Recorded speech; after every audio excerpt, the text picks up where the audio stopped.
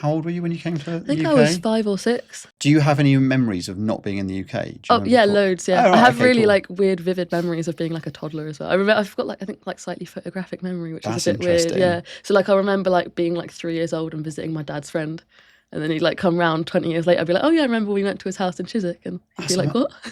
Can you remember not being able to speak English? Yeah. That's amazing. I remember joining reception at a school in Windsor. I remember going home and crying to my grandma because I was like, I'm a little German girl that doesn't speak English, and everyone was like bullying me, and I was really shy. That's tough because I've got a 4-year-old girl, and the thought of taking her to a foreign country, and because her verbal and writing skills are good, but to drop her into a school where she'd have effectively no skills, that would be brutal. Yeah, so I wasn't like completely like unable to speak a word because obviously my dad's English, my mum's Slovak, so I'd hear like my dad speaking on the phone to my grandma and they'd be speaking English. So I'd had exposure to it. It wasn't like I was like completely but it wasn't my first language. I was like fluent German. That was like my language.